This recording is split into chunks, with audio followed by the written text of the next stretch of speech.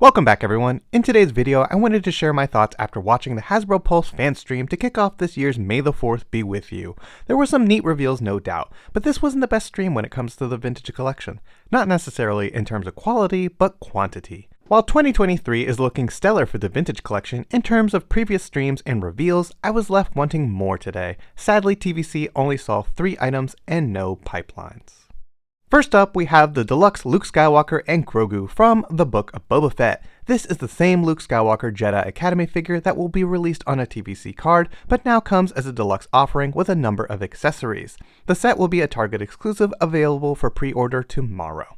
The items included will be the Beskar shirt wrapped in a handkerchief, Grogu, a separate Beskar shirt, the classic blue backpack, and Master Yoda's lightsaber and unlit hilt. Additionally, we will be getting a total of 7 frogs and a clear stand to recreate the floating scene with Luke and Grogu. I really like the accessories from this set, and all in all, I think it's a fantastic offering. I will say that Hasbro should have included a small wooden box that Luke had when he presented Yoda's lightsaber. It also has to be said that it's nice to be getting this figure carded, but many fans will likely not care for that release now that the deluxe set is coming. Although, do you think the accessories are worth an additional $10? Let me know in the comments down below. Moving on, we have a new expression, a carded 2-pack of Wicket and Nisa from the animated Ewok series. Similar to the Droids figure, this release will sport Kenner-inspired card backs and collector coins. I'm a big fan of Ewoks in general, and I personally like these cards. I think they will look great and excellent displayed with the Droids release. The figures are a repack that will sport paint deco from the animated series and come with a couple of accessories. I am really looking forward to adding Nisa to my collection, and it's always nice to see more Ewoks in the vintage collection. The only negative is that these tiny figures will be $36.99, which is roughly $18.50 per figure. This might be challenging for some collectors to accept given how small these figures are, but let me know your thoughts in the comments down below. Moving on, we have our final reveal for the day, and it is an all-new from the ground up figure, the Grand Inquisitor from the Kenobi series. At last, TVC fans can finally add this character to our shelf displays. Hasbro really should have gotten this figure released in TVC ages ago, when the series was still relevant.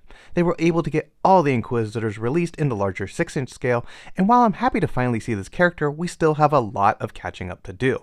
The card back looks great, and the figure looks even better. The Grand Inquisitor sports a soft goods cape, premium articulation, and is able to attach his unlit saber on his back as seen in both Rebels and the Kenobi series.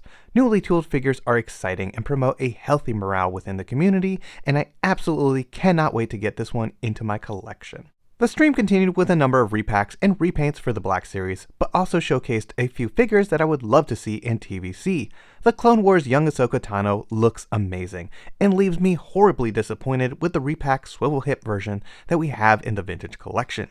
This is a character that deserves a definitive representation within the line, not simply a repack of a dated figure in order to get the card back out there.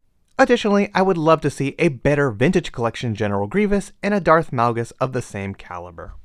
Moving on, there were pipelines for the Black Series, but none whatsoever for the vintage collection, which I have to say was a bit disappointing. Even a few smart repaints would have been nice to see, but alas.